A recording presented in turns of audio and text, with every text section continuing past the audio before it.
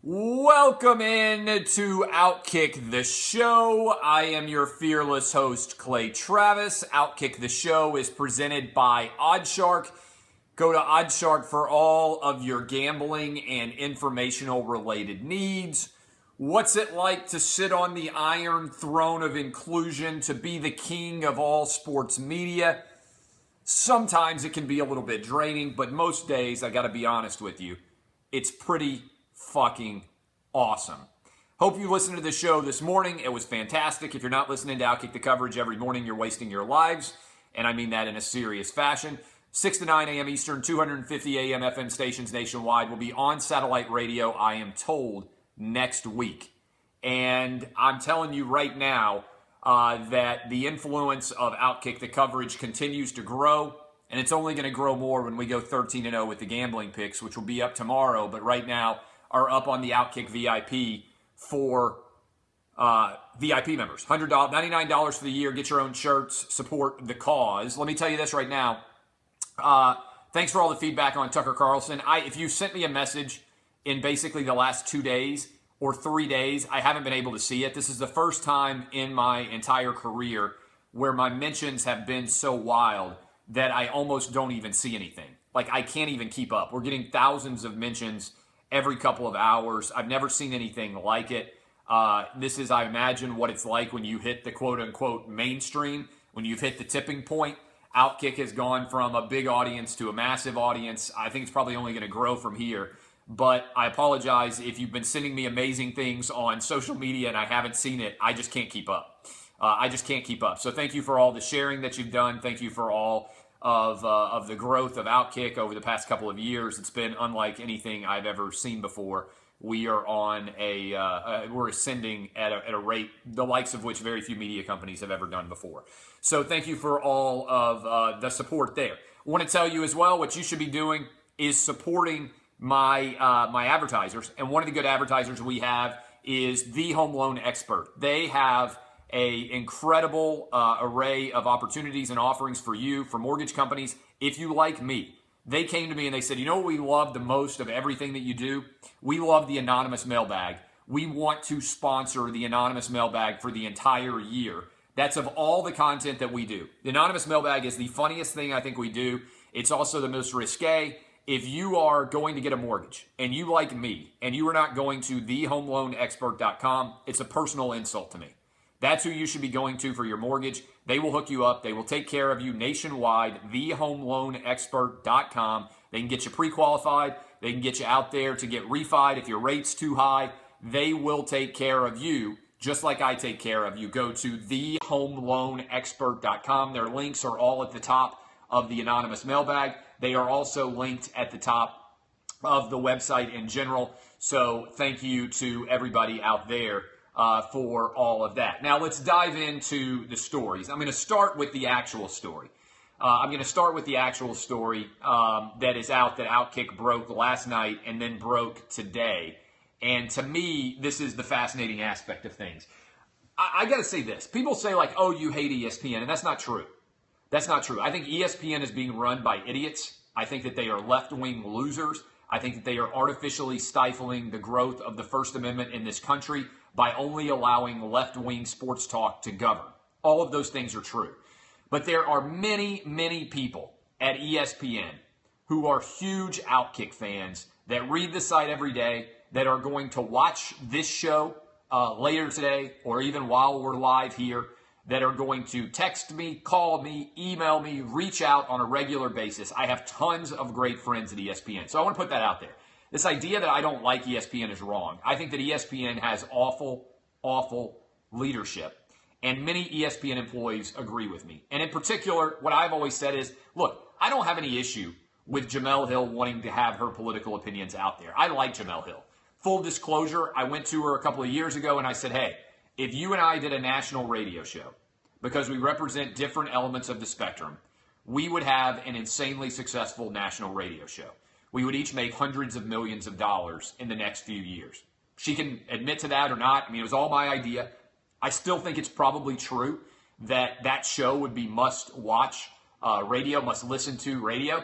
But I value people who have different perspectives than my own. I sleep next to a woman who agrees with absolutely nothing I say about any subject. So the idea that I'm somehow upset by opinions is not true. But what I also believe is that if you're going to have a policy in place in the world of sports, it should treat everybody equally regardless of their political opinions. So if you are of the opinion, which is fair, if you are of the opinion that there should never be sports mentioned at all, okay? If there should never be sports mentioned at all, then I'm totally fine with it. If that's your perspective. If ESPN wanted to issue policy and they said, hey, we pay you guys millions of dollars, okay? We pay you guys millions of dollars, and as a result, all we want is your sports opinions. I would totally understand ESPN saying that. That's a fair position, okay? If that were the position that they took, then I would have absolutely nothing wrong with it. But once you allow people to come out with their positions aggressively, okay, once you come out with their opinions aggressively, then I think you are obligated to allow everybody to say what they actually believe, okay? That is the truth. All right, I'm going to have to snipe somebody, and that motherfucker is dead.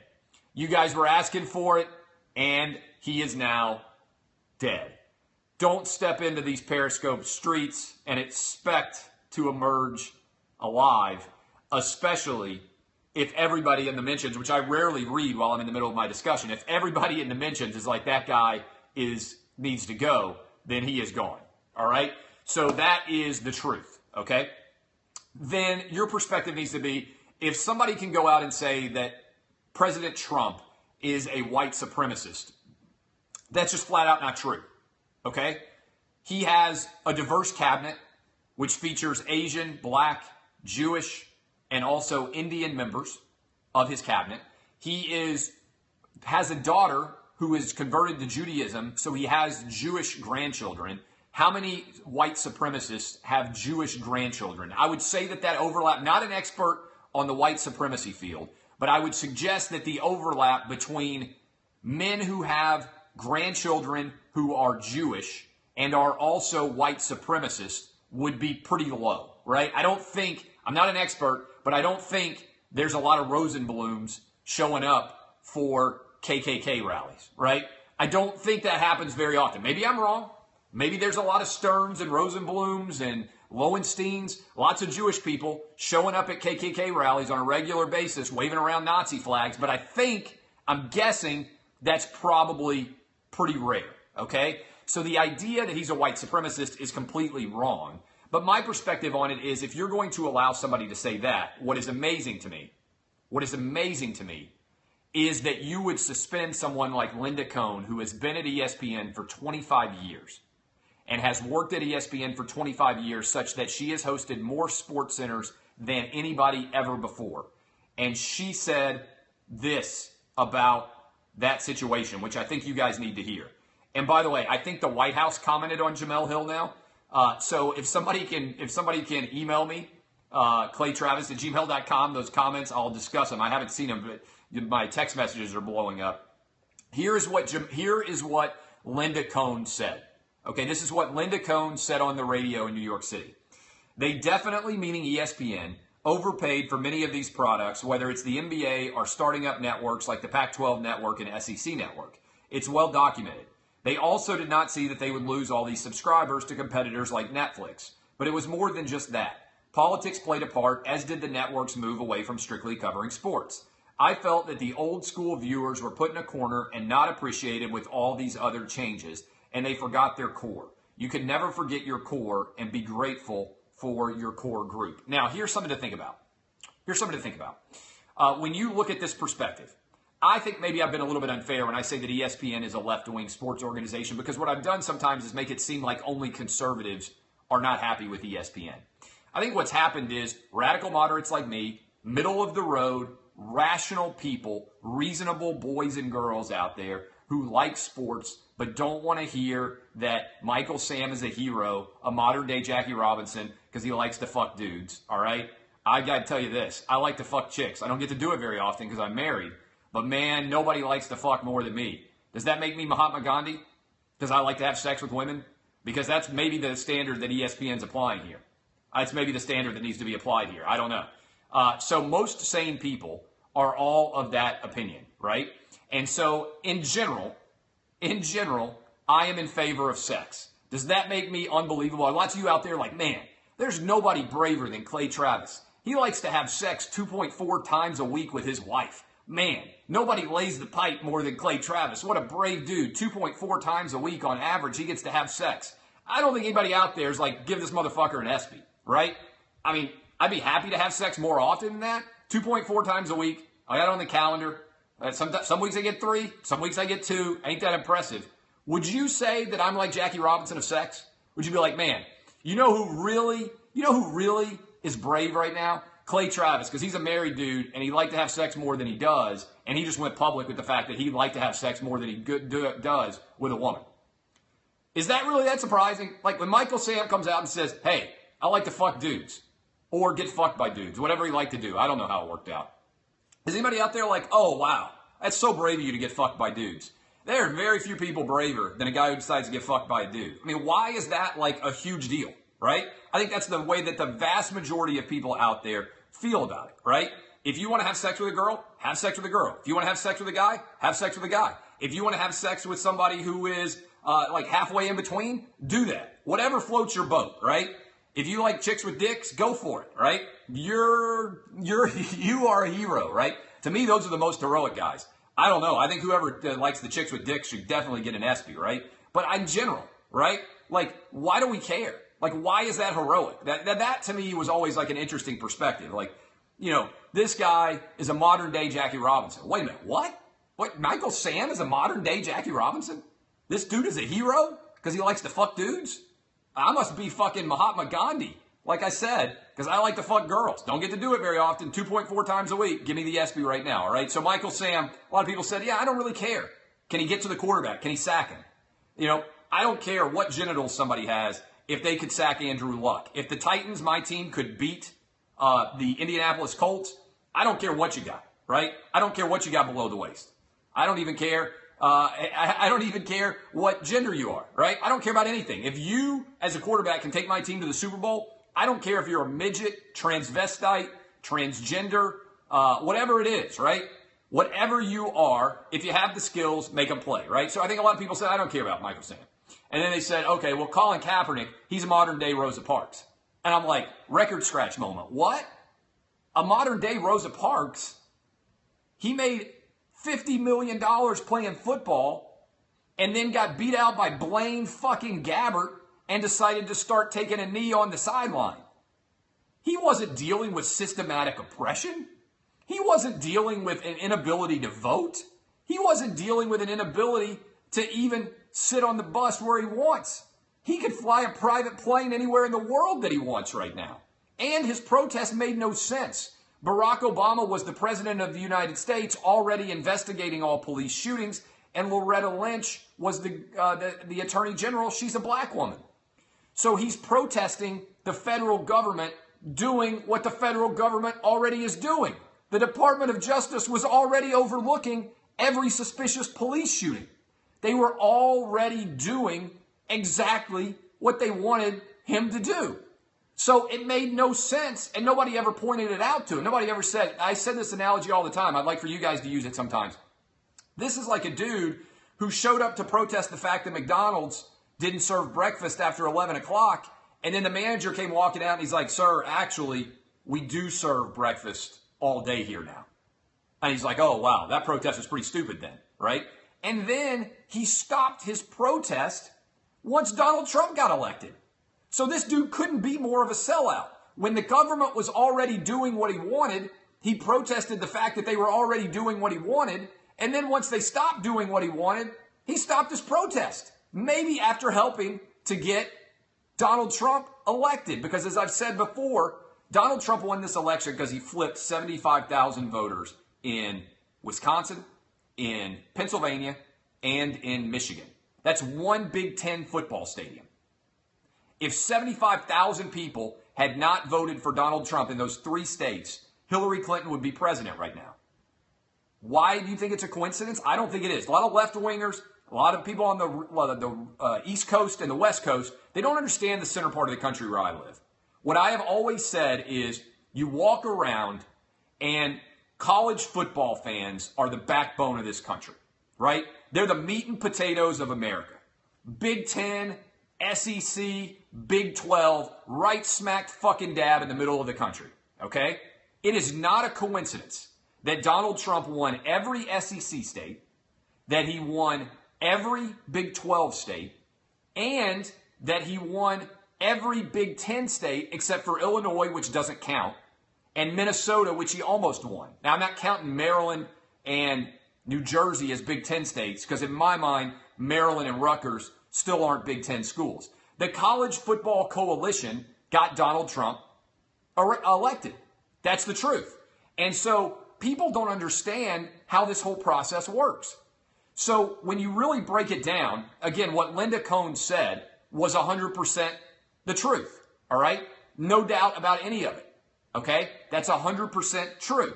So Jemele Hill comes out and she says, again, these are amazing tweets. I'm going to read them to you.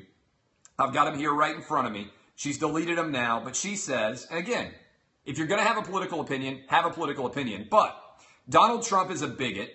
Glad you could live with voting for him. I couldn't because I cared about more than just myself. He's unqualified and unfit to be president. He is not a leader. And if he were not white, he never would have been elected. Now, let me ask you this.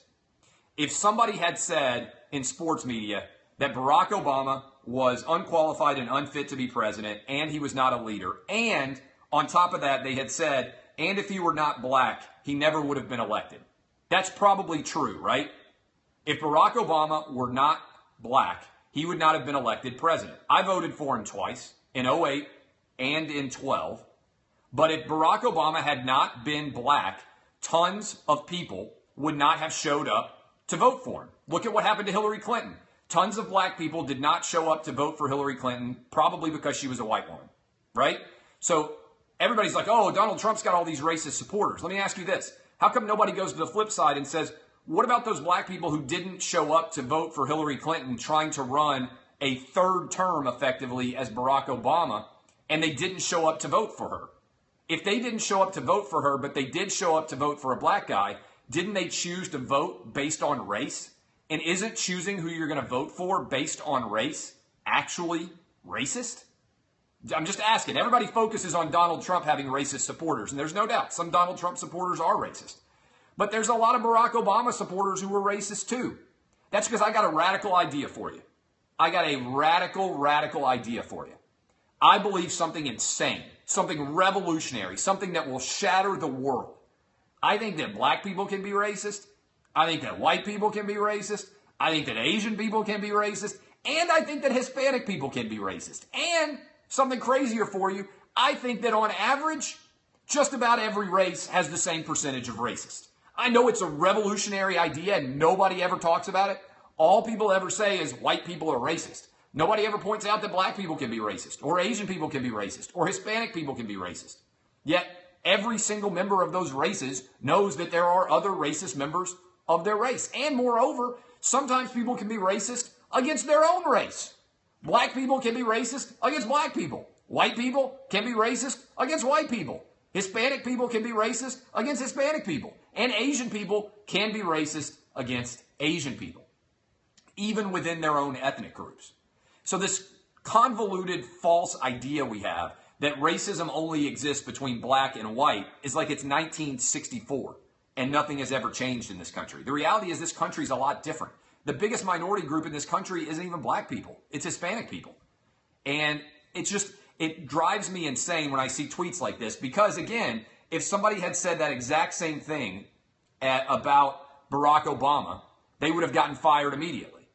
Okay? He's unqualified and unfit to be president. He is not a leader. And if he were not black, he never would have been elected. If somebody in sports media says that about Barack Obama, they get fired immediately and everybody says they're racist. Why is it okay for Jemele Hill to say he's unqualified and unfit to be president? I don't have a problem with that. That's part of being president. Everybody says that about everybody. Okay? And he is not a leader. And if he were not white, he never would have been elected. Why is that last part allowable? Donald Trump is a bigot. Glad you could live with voting for him. I couldn't because I cared about more than just myself. So effectively, she's calling all Donald Trump voters bigots. That seems a little bit excessive. It's always ironic to me when people on the left wing of this country decide that they are going to fight against racism and intolerance by being racist and intolerant. There are all sorts of people who voted for Donald Trump that don't have a racist bone in their body. Many of them actually voted for Barack Obama in 2012. That's why he won in the Midwest, because he flipped white men who were aggrieved. A lot of white people there had a decision to make. They said, man, do I trust Hillary Clinton, this woman who became a multimillionaire through politics that has, I think, a history of lying, or do I trust Donald Trump, a billionaire who makes so much money that he doesn't have to ever kowtow to anyone? Which one would you rather trust? A lot of people said, you know what? I feel better and more trustworthy looking at Donald Trump than I do Hillary Clinton. Best of both bad options, right? I voted for Gary Johnson. I didn't like either option. But calling everybody who voted for Donald Trump a bigot is insane. 10% of black people voted for Donald Trump. Presumably, they're not bigots. 35% of Hispanics voted for Donald Trump. Presumably, most Hispanics are not bigots. Tons of Asian people also voted for Donald Trump. Presumably, they are not bigots. Calling all of Donald Trump's voters bigots is insanely small-minded. Furthermore, Trump is the most ignorant, offensive president of my lifetime. His rise is a direct result of white supremacy, period. No, it is not. Donald Trump won this election because Hillary Clinton was a shitty presidential candidate. Because lots of people who voted in the Midwest for Barack Obama in 2012 shifted and started voting for Donald Trump in 2016. Now, did those people suddenly become racist? Did they suddenly become racist in 4 years where one day they're willing to vote for a black man to be president? 4 years later, they're choosing one white person, by the way, over another white person. Do you think that was white supremacy, or do you think it was a function of Hillary Clinton being a bad presidential candidate? Same reason why Barack Obama upset her in 2008, by the way, because he was a lot better candidate. He was better at telling his story than she was. It was in no way about the rise of white supremacy. You look at the numbers, and it was the college football coalition. Donald Trump flipped Michigan, he flipped Pennsylvania, and he flipped Wisconsin, and he almost flipped Minnesota when everybody said he couldn't do it. And do you know how he did it? By getting people who had voted for Barack Obama in 2012 to shift to him, and also because maybe some of those Barack Obama voters in 2012 who were willing to go to the polls to vote for a black guy were not willing to go to the polls to vote for a white woman. Do you know what we might call it if somebody changed their election vote based on the race of the candidate who was running? I think that's racism. So there was a lot of racism involved in Hillary Clinton not getting elected, but it came on the Democratic side because they didn't show up and actually vote for her at the same percentages that they voted for Barack Obama. Why didn't they? Maybe it was because Hillary wasn't a very good candidate, or maybe it was because they were racist. If Hillary Clinton had been a black woman, I think she probably would have beaten Donald Trump in the election. Furthermore, finally, Jemele Hill says Donald Trump is a white supremacist who has largely surrounded himself with other white supremacists. That's just not true. Look at his cabinet. He's got an Asian woman. He's got a black man. He has got an Indian woman. And he has got multiple Jewish individuals. Moreover, he's so surrounded himself with white supremacists that his daughter has converted to Judaism and he has Jewish daughters. Okay? Tell me how that is surrounding yourself with white supremacists. The truth of the matter is this. Donald Trump is the most liberal Republican elected president probably since Teddy Roosevelt. He doesn't have traditional Republican positions. This is a dude who has certainly done all sorts of things on the Democratic side of the spectrum for most of his career. Donald Trump is a businessman. Businessmen, which is why I like them, look at the situations and try to make smart decisions. Now, you can certainly attack Donald Trump for all sorts of decisions that you disagree with, but calling him a white supremacist is not true. Donald Trump, this is a fact that drives liberals crazy. Donald Trump is the first president elected in this country who was elected supporting gay marriage. Barack Obama never supported gay marriage before he got elected. Hillary Clinton never supported gay marriage before she got elected. Bill Clinton never supported gay marriage before he got elected. Donald Trump supports gay marriage. That's the most liberal social position that anybody has ever had to be elected president. Nobody talks about it, but that's fascinating because Barack Obama waited till after he was reelected to actually come out, I believe I'm correct in that, in favor of gay marriage. Keep it in mind. It's worth discussing. Okay, so I want to go back to this story that we broke. So Jemele Hill gets absolutely no criticism at all. No sanctions, nothing. Whatever. If you want to do that, that's fine. But you have to allow a guy like Curt Schilling to say that he disagrees with the North Carolina bathroom law. Okay? Or you have to allow somebody like our guy Doug Adler, who calls tennis matches, to be able to use the phrase gorilla effect and not get fired because he said it during a Venus Williams match when he's talking about guerrilla warfare. If he was actually racist, do you think that he waited a decade so that he could call Venus Williams a gorilla on an ESPN3 broadcast? Would this not be the worst decision ever? How about Mike Ditka? The guy says, you know what, I don't think that Barack Obama is a very good president. I'm supporting Donald Trump, and they fired him. That's the truth. That is the truth. So Linda Cohn comes out, and she says this. They definitely overpaid for many of these products, whether it's the NBA or starting up networks like the Pac-12 and SEC. It's well documented. They also did not see they would lose all these subscribers to competitors like Netflix. I've written a lot about this. This is not controversial in any way. It's why Disney's stock price is tanked. It's all true. But it was more than just that. Politics played a part, as did the networks move away from strictly covering sports. I felt that the old school viewers were put in a corner and not appreciated with all these other changes, and they forgot their core. You can never forget your core and be grateful for your core group. That's like the foundation of every business. Every business says what? Okay, we got to expand. We've got to make sure that we maintain the people who already like us, right? Because otherwise you got no foundation. Same thing in politics. What's your core audience? Serve them and then grow from there. These are the quotes from good old Linda Cohn. Okay, Linda Cohn said this in April. She got suspended. Not only did she get suspended for saying that, but John Skipper, the president of ESPN, called her up and he screamed at her. He screamed at her and he said, according to multiple sources, now Linda Cohn declined comment to Outkick, but according to multiple other sources, I'm reading from my own article now, ESPN president John Skipper called Cohn and screamed at her for having the gall to share her opinion in public, told her to stay at home instead of coming to work that weekend. Why was she supposed to stay at home? Because according to John Skipper, she needed to stay at her house and think about what she had said and why she was wrong. That is called totalitarianism, boys and girls. You speak the truth and your boss comes out, screams at you, reams you, and then treats you like an infant and gives you a timeout, even though she did absolutely nothing wrong. Now, word of ESPN's the suspension of Linda Cohn has been rolling through ESPN for a while. All my sources come from inside ESPN. They reach out and they tell me everything that happens there, and that's why I break every single story about ESPN. Because, as I started this show by saying, there are a lot of ESPN employees that believe that John Skipper and Bob Iger have led this network down the wrong path. Now, the other thing I want to point out, Bob Iger is the CEO of Disney. He follows 59 people on Twitter. One of them is Jemele Hill. So he could easily click right in and see exactly what she said about the President of the United States. And you know what he did? I guarantee you he looked at him, and you know what he said? We're not going to do anything to her. Do you know why? This is going to be controversial, because she's got black privilege. Black privilege is being able to call anybody else you want a racist, and nobody else can tell you shouldn't do it. She called him a white supremacist. That is 100% the reason she could get away with it.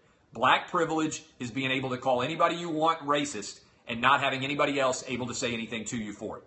That's black privilege. A lot of talk about white privilege. What does white privilege mean? What's the value? Checkmate on this one. The reason why she can say that about Donald Trump and keep her job is because she's black. That's the very definition of black privilege. If a white person had said that about Barack Obama, that the reason he got elected is because he's black, he gets fired from every major company in sports media. Right? That's the truth. Every one of you knows it. Yet she can say that white racist elected Donald Trump, that all of his cabinet is filled with white supremacists. And I'm telling you right now, that is an example of black privilege. Black people get to go around screaming racism to everybody. And if you have the gall to sit back like I did and look at the Michael Bennett case and say, wait a minute, this didn't have anything to do with his race. His black attorney said it had nothing to do with race. Then what happens? People get mad. They get riled up, they look at you and they make an argument and they say, oh, you can't say that. That's racist. Why is it racist to point out when somebody is falsely accusing someone else of racism? That actually makes the word racist less valuable. In fact, every single day, the word racist becomes less valuable because it's so overplayed now. If you listen to our show this morning, we had callers calling in. Everybody's racist. Mike Ditka's racist. Bill Clinton's racist. Hillary Clinton's racist. Everybody is racist. In a world where black people have the privilege to call other people racist and not be called racist themselves, they're going to overplay that hand, which is what's happened, which is how Donald Trump ends up getting elected, partly because people are so tired of seeing racism alleged everywhere. Guy by the name of Robert Lee can't call a game. Racism. Guy uses the phrase gorilla effect during a game. Racism. Reasonable people, conservatives, middle-of-the-road people, even Democrats like myself, look at this and say, this is a modern-day McCarthyism, just like everybody was a communism back in the day. Being able to say that somebody else is racist and you yourself are never actually racist, and even if you say anything other than racism is bad, you're racist. That is black privilege. That's the truth. And I believe in a robust First Amendment. I believe that everybody should be able to argue fully. And I think what has happened is so many people, and ESPN's a great example, so many people want to push back against these arguments, but they're afraid of getting fired. Because if you say that, you get fired. That's the truth.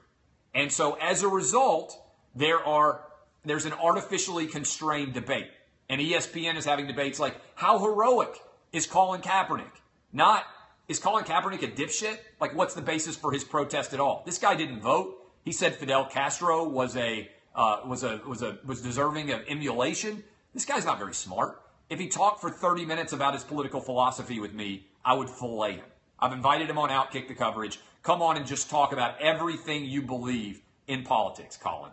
I will give you an open forum. I'll give you 3 hours. We will just sit and discuss politics. 3 straight hours to talk in all 50 states, all over the nation. You can say whatever you want. I would fillet him. It would be brutal.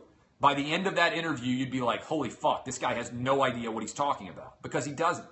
Because he's out here praising Fidel Castro. Because he's out here calling cops modern-day slave catchers. He has no idea about actual substantive politics. There's no coherence to his philosophy. And so if I got him on and we actually discussed his politics, you would see it. It would be a disaster. It'd be a mushroom cloud. It'd be blood and guts everywhere because he's not able to have a coherent thought. And nobody else in sports media is willing to call him out on his bullshit, on the fact that his argument makes no sense. And so as a result, we're blowing up. Audience keeps growing every single day. I love all of you. ESPN, I appreciate everybody who's going to watch this and listen to it, who is an employee at ESPN and recognizes that I'm not anti-ESPN. I am anti the stupidity of your leaders who all need to be fired. I am anti the stupidity of your artificial diverse company, which puts that random guy, Sergio, just the tip, on the sideline and over promotes a guy who didn't deserve to be on the sideline for a Monday Night Football game over probably hundreds of people who would have deserved to be there otherwise. All because they can say, look how inclusive we are. Look how diverse we are. We got a guy who has no business being on the sideline for a Monday Night Football game who can barely do a sideline report. All because they wanted to try to look diverse and inclusive. And it's ironic because they said they didn't want Robert Lee to get embarrassed by calling the UVA game. But they put a guy like Sergio, just the tip, on the sideline and allowed him to look like an absolute idiot and get ridiculed everywhere because they promoted him above his skill level. He's too young, too inexperienced, too green to be on the sideline in that situation in that game. And as a result, they got him ridiculed. And then they tried to come out and say, oh, this is about 9/11 and being Hispanic and everything else. And I'm like, you're full of shit. It's a total bullshit argument. ESPN's leadership is full of shit. I do have to read this, though. I do have to read this because I think it's so remarkable. I have to read this because it's so remarkable. And by the way, the White House has now commented on this, so I'm going to try to pull it up. I'm not sure exactly what it is. I asked ESPN for a comment about my 100% true story about Linda Cohn getting fired. getting suspended. And the response was, when Outkick reached out to ESPN seeking a comment on the Cohn story, ESPN's PR staff refused to explain anything about the decision, responding via email. The last time we responded with an explanation, you called us liars. That was ESPN's response to me breaking the news about them suspending Linda Cohn and allowing Jemele Hill to skate. All right, let's see what this. Let me see what this story is. I think this might be. Let's see if I can get the actual article. What's the story with our girl Sarah Sanders? Sarah Sanders is an Outkick reader. She's from Arkansas. She's the White House spokesperson, press secretary. She called Jemele Hill's comments, quote, a fireable offense. I'm going to play the audio for you here. White supremacist rise to direct result of white supremacy, period. He's unqualified and fit to be president. Why do you think, do you have a reaction to that? Is the president aware of that comment? And I'm not sure if he's aware, but I think that's one of the more outrageous comments that anyone could make, and certainly something that I think is a fireable offense by ESPN. So that is Sarah Sanders responding to Jemele Hill calling Donald Trump a white supremacist. Good for her, firing back. This story may continue to grow. We'll see. I'm not sure if you guys heard that, but I will retweet that video, and you guys can see it there. All right, love all of you. I am Clay Travis. This has been Outkick the Show. Go to Oddshark. We'll have gambling picks up on the site tomorrow. We will have several other things going on, too. Go to thehomeloanexpert.com for all of your mortgage needs nationwide. Get hooked up. Thank you for all your support of Outkick. Thank you for all your comments. I haven't been able to see them all, like I said, because I'm deluged in commentary. But I appreciate all of you. Picks are going up tomorrow. We're going 13-0, $99 for the year. Go get your shirts. I appreciate all the support of Outkick. You guys have made what we do possible. I love all of you from the bottom of my heart. Don't be pussies. I'll talk to you tomorrow morning early on Outkick the Coverage. See y'all. Good stuff. See you.